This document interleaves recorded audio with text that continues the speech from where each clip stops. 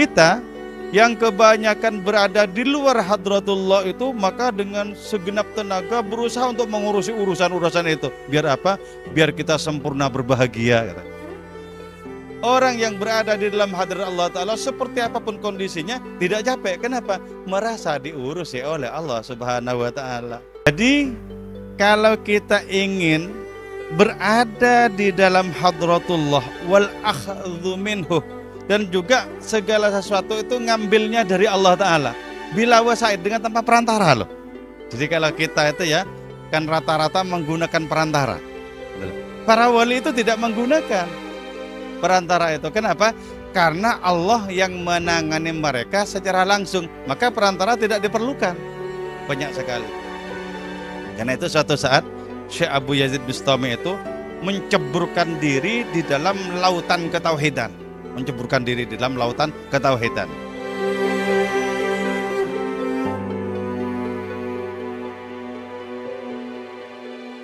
Bismillahirrahmanirrahim. Fa idza fahimtah, maka apabila telah paham engkau, hadza, terhadap ini, yakni paham terhadap berbagai macam penjelasan yang sebelum sekarang ini. Fa'lam, maka ketahuilah engkau, waffaqana, moga-moga memberikan petunjuk kepada kita Allah, siapa Allah Ta'ala, wa iyyaka, dan kepada engkau. Idza aradta, apabila berkehendak engkau, ad-dukhula, kepada masuk, ila hadratil haq, kepada hadirat Allah Subhanahu wa Ta'ala, wal akhdha, dan mengambil minhu, dari itu Allah, bitarkil wasaid, dengan meninggalkan berbagai macam perantara, wal unsi, dan senang, bihi, dengan itu perantara. Annahu la yasihu laka dzalik wa fi qalbika rabbaniyatun li ghairihi. Oke. Kalau kita memiliki keinginan untuk masuk di hadirat Allah Ta'ala, apa bedanya orang berada di luar hadirat Allah dan orang berada di dalam hadirat Allah? Orang yang berada di luar hadirat Allah merasakan dirinya sebagai subjek yang mengatur. Apa yang akan kulakukan besok, lusa, dan selanjutnya. Jadi dirinya sebagai subjek. Subjek bagi siapa? Ya bagi dirinya sendiri. Oke, itu yang berada di luar hadirat Allah Ta'ala. Orang yang berada di dalam hadirat Allah Ta'ala menjadikan Allah sepenuhnya sebagai subjek. Apa yang akan ditakdirkan oleh Allah Ta'ala kepadaku? Jadi kita itu merasa tidak memiliki gerak dan diam kecuali itu di tangan Allah Ta'ala. Jadi kita murni sebagai objek, Allah Ta'ala sebagai subjek. Itu kalau kita berada di dalam Allah. Kalau kita berada di luar Allah, justru kita inilah sebagai subjek bagi objek yang juga kita. Jadi karena itu kemudian berbagai macam persoalan disandarkan kepada diri kita, kita juga menangani persoalan-persoalan itu. Itulah sebabnya kenapa kebanyakan orang pening kalau persoalannya tidak rampung. Kenapa pening? Karena merasa menangani sendiri persoalan itu. Tapi bagi para wali yang seluruh hidupnya ditangani oleh Allah Ta'ala, nggak ada pening. Itulah sebabnya diungkapkan oleh Al-Quran, la khaufun alaihim walahum yahzanun. Mereka tidak memiliki cemas apapun ke depan, dan tidak memiliki kesedihan apapun bagi yang sudah dilewati. Lewat itu semuanya. Kenapa? Karena tidak ngurusi sendiri. Itulah. Jadi para wali itu tidak ngurusi sendiri berbagai macam persoalan yang ditimpakan kepada mereka, nggak urus mereka itu. Karena sudah ada yang ngurus, maka otomatis mereka tidak sedih dan tidak takut. Jadi secara teoritik kan gampang sekali itu. Jadi karena itu coba masuki hadratullah itu, maka kita akan bebas dari berbagai macam kekhawatiran apapun. Besok, lusa, dan selanjutnya khawatir? Enggak. Takut apalagi? Enggak. Jadi berjalan saja, ngalir saja kehidupan itu. Itu yang dirasakan oleh para wali yang berada di dalam hadratullah. Nah, kita Yang kebanyakan berada di luar hadratullah itu, maka dengan segenap tenaga berusaha untuk mengurusi urusan-urusan itu. Biar apa? Biar kita sempurna berbahagia, kata. Seolah-olah kebahagiaan itu ditentukan oleh diri kita. Padahal tidak loh ya. Tidak. Jadi karena itu, orang yang berada di luar hadirat Allah Ta'ala capek. Kenapa? Orang yang berada di dalam hadirat Allah Ta'ala seperti apapun kondisinya tidak capek. Kenapa? Merasa diurusi oleh Allah Subhanahu wa Ta'ala. Jadi enaknya kita itu berada di dalam hadratullah ketimbang berada di luar. Enak sekali. Oke ya. Jadi kalau kita ingin berada di dalam hadratullah wal akhdhu minhu, dan juga segala sesuatu itu ngambilnya dari Allah Ta'ala bila wasaid, dengan tanpa perantara loh. Jadi kalau kita itu ya kan rata-rata menggunakan perantara. Para wali itu tidak menggunakan perantara itu. Kenapa? Karena Allah yang menangani mereka secara langsung, maka perantara tidak diperlukan. Tidak diperlukan. Sehingga dengan demikian otomatis mereka itu akrab dengan Allah. Makanya begini ya, kita itu makin dekat dengan Allah, makin mengurangi perantara. Yang saya maksud perantara itu apa? Misalnya begini ya, saya memiliki usaha dengan orang dan lain semacamnya. Tentu saja pengharapan saya itu juga disangkut pautkan dengan orang itu. Moga-moga orang ini amanah, moga-moga benar dan semacamnya itu ya. Disangkut pautkan. Nah, kepada Allah Ta'ala juga disangkut pautkan. Itu pakai perantara. Tapi kalau tidak, misalnya saya memiliki usaha dengan orang lain, saya sama sekali tidak berharap terhadap orang itu. Mutlak pengharapan saya tertuju kepada Allah Ta'ala. Itu tanpa perantara. Walaupun realitasnya sepertinya perantara, tapi hakikatnya tanpa perantara itu. Contoh misalnya ya, saya sowan ke Habib Abu Bakar di Nganjuk misalnya. Nah, beliau itu kan sesungguhnya tanpa perantara. Tanpa perantara. Karena itu ketika ada banyak orang salaman uang kepada beliau, uangnya itu terjatuh di mana-mana itu loh. Jadi sudah nggak urus.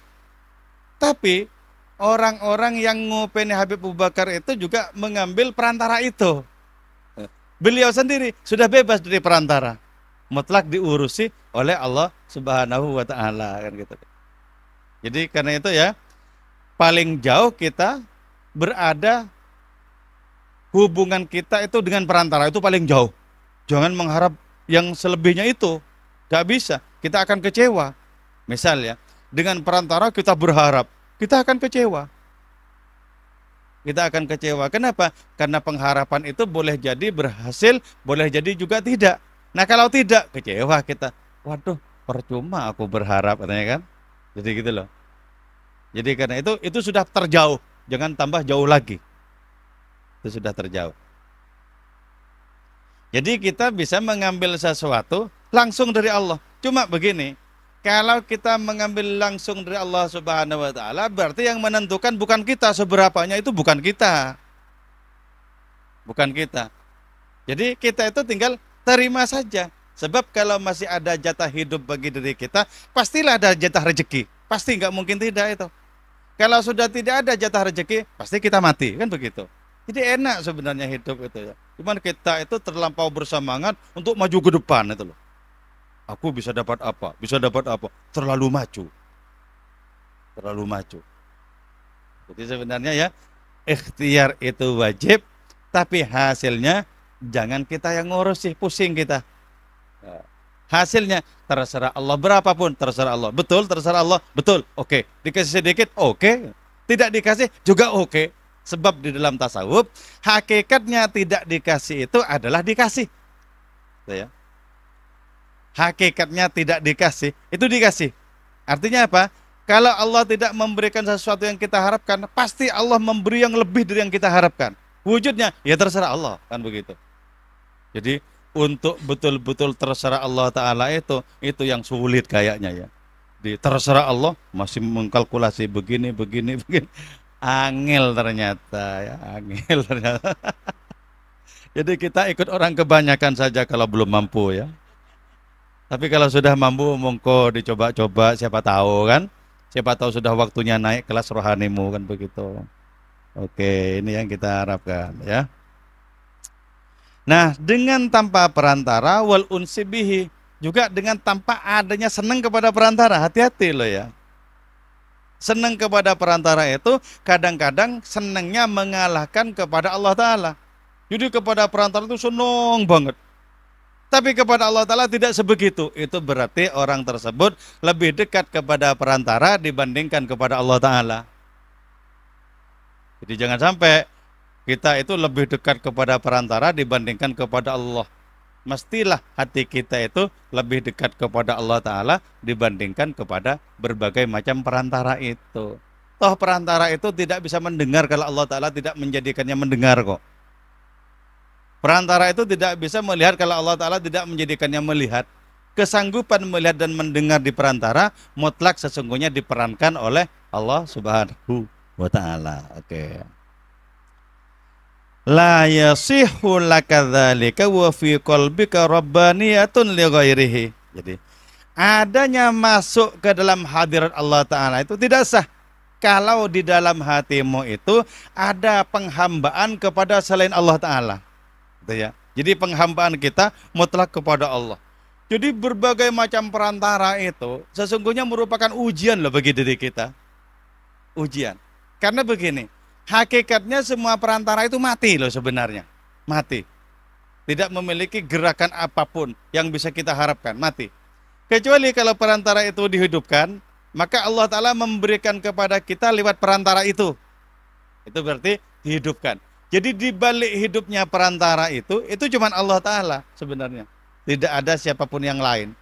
Jadi karena itu, pastikan kita jatuh cinta kepada Allah Ta'ala, baru setelah itu kita kalau masih berada di perantara itu, kita memiliki fokus yang bagus juga kepada perantara itu. Kopi, aku sudah ada ini. 2.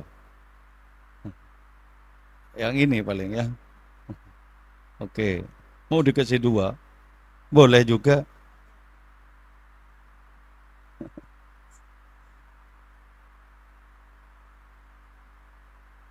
Jadi begini ya, untuk bisa masuk ke hadratullah itu, yang tadi sudah saya jelaskan bahwa masuk di hadratullah, seluruh urusan kita diurusi Allah.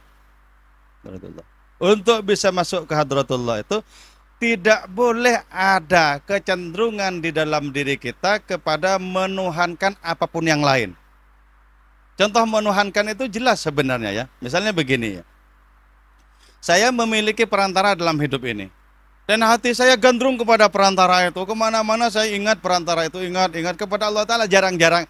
Itu yang disebut rabbaniyatun li ghairihi. Itu harus tidak ada. Jadi wajib dalam hati itu hanya mengtuhankan Allah Ta'ala. Gitu loh.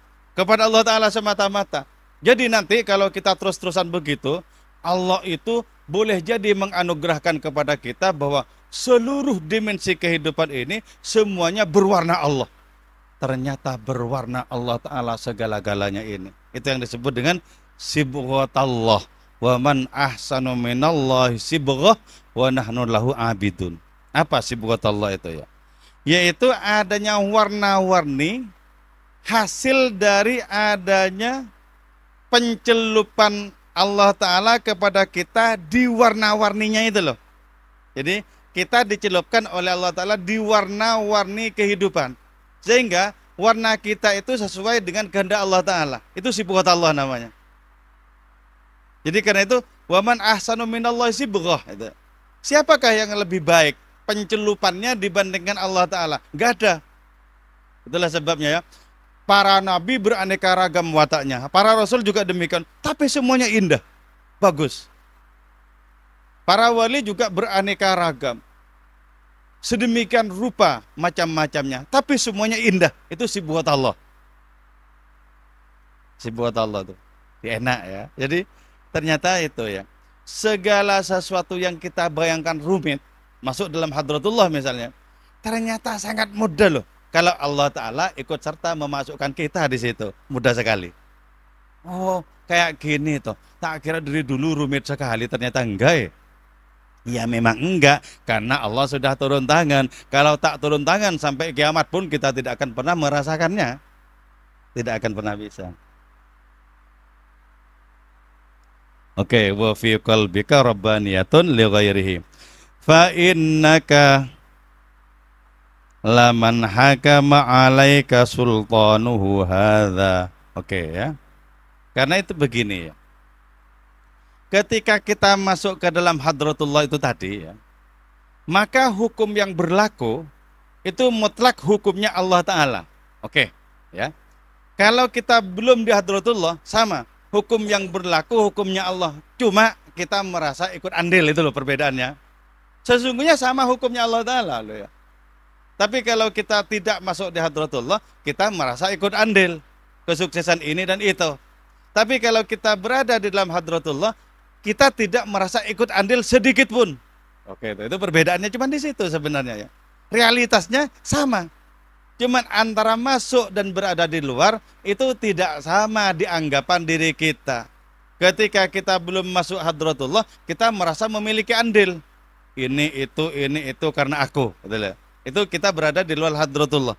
Ketika kita masuk di hadratullah, ini itu sesungguhnya karena Allah Subhanahu wa taala. Aku semata-mata dipakai. Jadi beruntunglah orang yang dipakai oleh Allah Ta'ala untuk mengerjakan kebaikan-kebaikan. Bebas orang ini. Kemudian orang ini betul-betul mengamalkan la haula wala quwata illa billah. Betul-betul diamalkan itu. La haula, tidak ada kekuatan untuk menghindar dari keburukan. Wala quwata, tidak ada kekuatan untuk mengerjakan kebaikan. Illa billah, kecuali dengan pertolongan Allah Ta'ala. Maka karena itu, ta'awudz orang yang masuk di hadratullah itu bukan a'udzubillah minasyaitonirrajim, bukan. Kenapa? Setan sama tidak berdayanya dengan diri kita kok. Sama.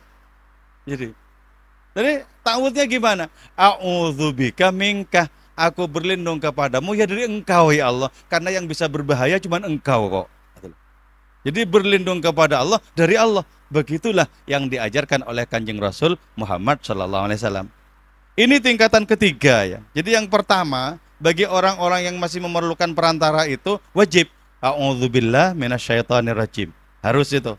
Karena orang ini masih memerlukan perantara. Nah, makin dekat orang ini kepada Allah Ta'ala, perantaranya cuma tinggal sedikit, maka ta'awudznya adalah a'udzu bitsawabika min iqabik. Aku berlindung dengan pahalamu dari apa? Dari siksamu. Tolong ya Allah, aku berlindung dengan pahalamu dari apa? Dari siksamu. Tolong aku jangan disiksa. Tapi tertinggi itu adalah a'udzubika minka. Itu loh. Ini yang tanpa perantara. Aku berlindung kepadamu dari engkau sendiri. Sebab apapun selain dirimu, tidak ada yang perlu kita takuti. Gak ada. Harimau itu berbahaya kalau Allah berkehendak loh ya.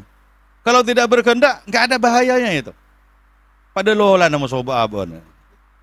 Nah itu kalau tidak berkehendak gak ada bahayanya sedikit pun tuh, gak ada loh. Jadi karena itu, kalau kita mau takut harimau, takut kepada Allah Ta'ala dulu itu loh. Ini aku diperintahkan untuk lari atau enggak itu loh. Jadi kepada Allah Ta'ala itu loh ya. Ya Allah, saya ketemu harimau, saya diperintahkan untuk kabur atau di sini saja. Oh, kalau enggak ada jawaban, kabur saja. Oh, enggak ada jawaban. Tapi kalau ada jawaban dengan keyakinan hatimu yang tidak tergoyahkan sedikit pun, jangan lari. Udah diem saja. Enggak mungkin berbahaya harimau itu. Gak mungkin berbahaya.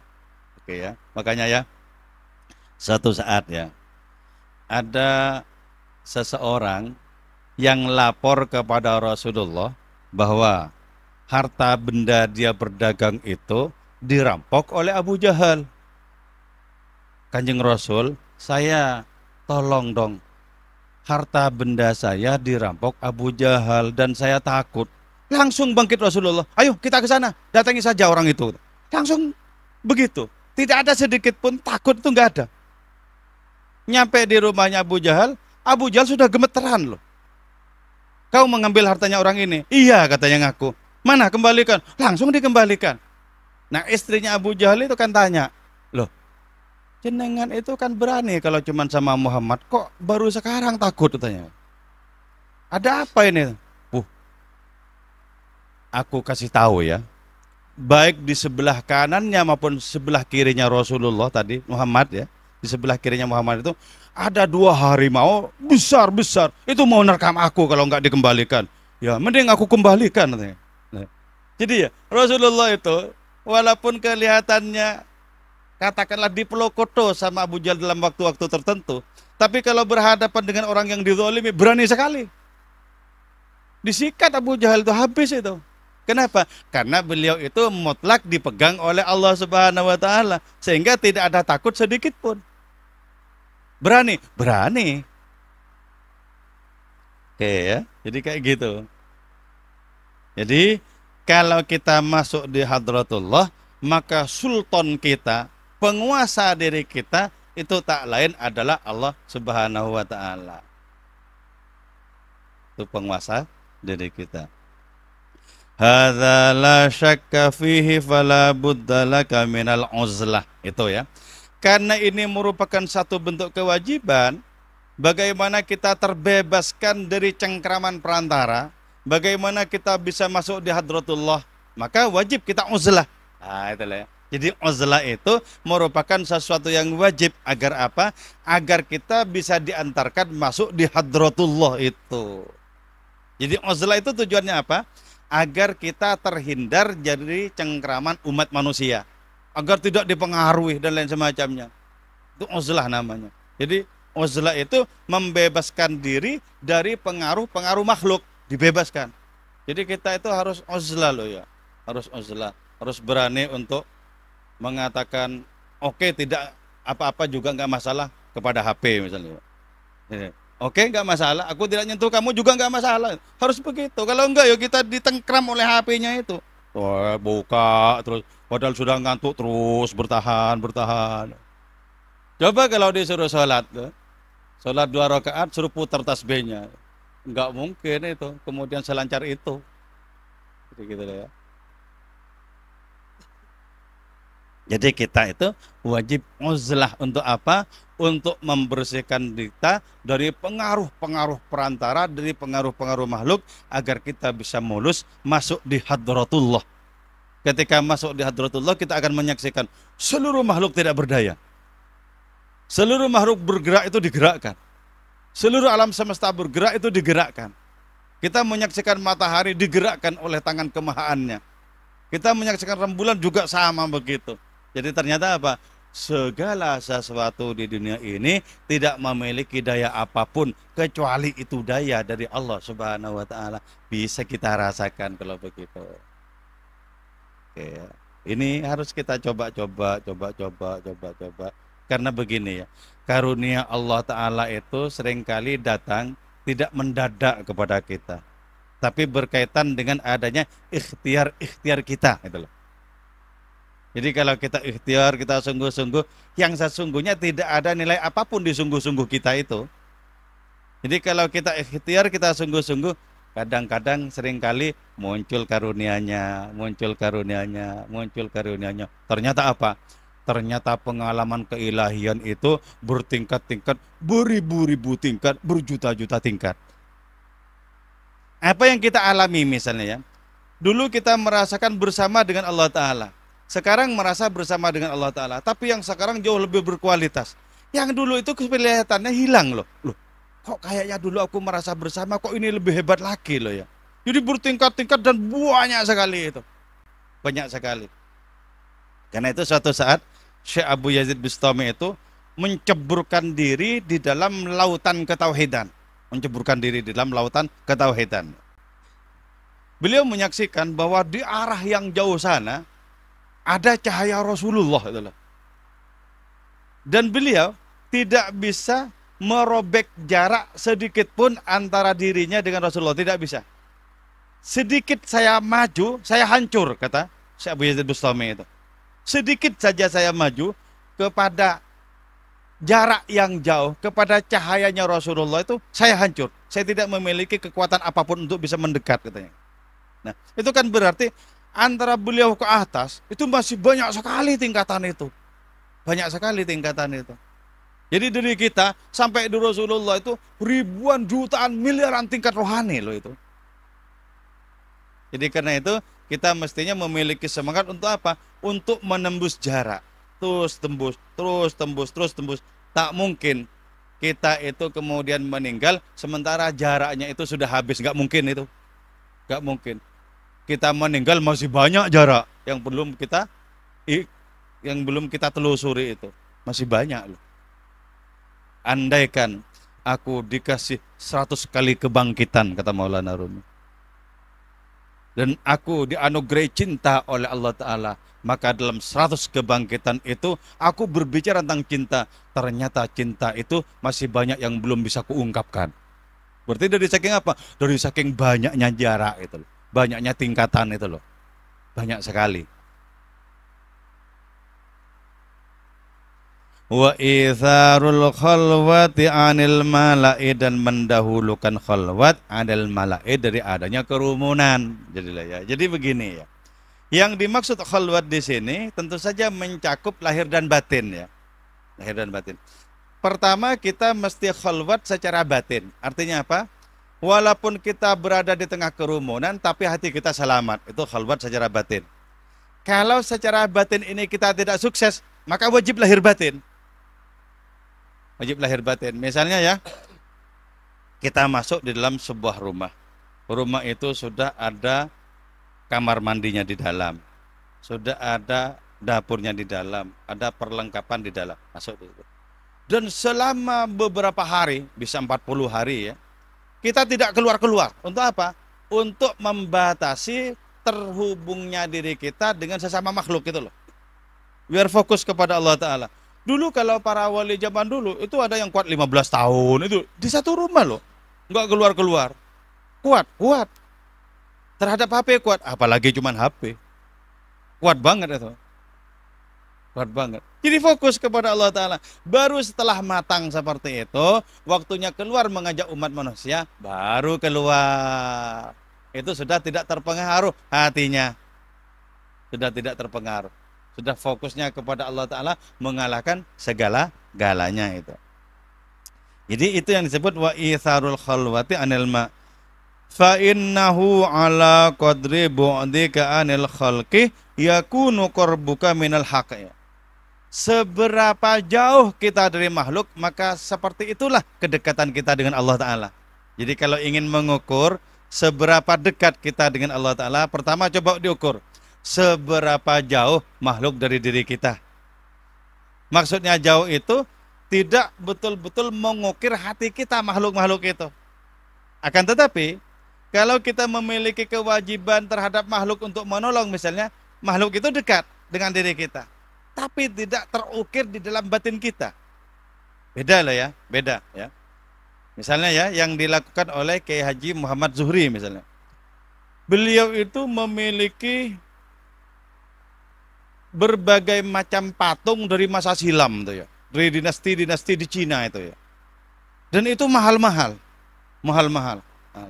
Nah, ketika misalnya di Jogja terjadi gempa di zaman dulu tahun 2006 itu, maka beliau jual itu patung-patung itu dan laku sekitar 150 juta. Itu langsung disumbangkan kepada orang-orang yang terkena gempa itu loh. Jadi dekat hatinya kemudian. Tapi tidak tahu ini diterima siapa, tidak peduli gitu loh. Tapi hatinya sangat mudah untuk menjual semua itu. Tapi tidak dekat di hati kemoh adanya makhluk-makhluk, siapa yang menerima itu enggak ada dalam hatinya itu. Ini beda dengan anggota DPR misalnya ya, yang memberikan ini dan itu dan lain semacamnya, ternyata diberikan kepada janda-janda muda. Bukan itulah ya, bukan itu enggak termasuk itu. Enggak termasuk. Jadi mutlak disumbangkan kepada orang yang menerima bencana itu. Oke. Jadi seberapa jauh hati kita dari makhluk, maka seperti itulah dekat kita dengan Allah Ta'ala. Jadi karena itu coba begini ya, kita menyaksikan orang-orang jazab misalnya ya, seperti Wan Sehan itu misalnya. Saya menyaksikan wajahnya itu ya, itu betul-betul seperti air dan minyak itu ya, dengan makhluk. dengan makhluk. Jadi fokusnya itu terutama kepada Allah Ta'ala. Kenapa? Karena Allah betul-betul terbetot di dalam hatinya. Terbetot dalam hatinya. Jadi kepada makhluk-makhluk itu sekedarnya, dan itu hanya saya kira itu cuman lewat saja itu loh. Lewat saja. Karena itu seringkali nggak nyambung itu dengan makhluk-makhluk itu, nggak nyambung. Habis ngomong ini ditanya begitu, sudah nggak nyambung. Kadang nyambung kan begitu. Itu menunjukkan bahwa fokusnya terutama kepada Allah Subhanahu wa taala. Oke. Jadi secara lahir dan batin kita itu bisa dekat dengan Allah Ta'ala sesuai dengan seberapa jauh kita dari makhluk-makhluk. Kalaupun makhluk-makhluk itu ada, pastilah makhluk-makhluk itu yang lebih tinggi posisinya. Rasulullah itu ya, Syekh Abdul Qadir atau siapa, itu yang lebih tinggi itu ada. Tapi seringkali juga tidak ada ketika orang itu fokus kepada Allah Ta'ala. Jadi makanya kemudian disebutkan bahwa orang-orang pilihan itu seringkali tanpa perantara. Seringkali kenapa? Karena diurus langsung oleh Allah Subhanahu wa taala. Jadi itu enaknya masuk di dalam hadratullah dibandingkan kita berada di luar hadratullah. Baik untuk orang yang berada dalam hadratullah maupun yang berada di luarnya, realitasnya sama saja, tapi rasanya yang berbeda. Yang satu murni merasakan sebagai objek, subjeknya Allah Ta'ala, yang satu merasa sebagai subjek, padahal sesungguhnya tidak bisa apa-apa. Saya kira itu yang saya sampaikan, moga-moga bermanfaat dan barokah untuk diri kita semua, amin ya mujibus sailin. Wal afu minkum, wassalamualaikum warahmatullahi wabarakatuh.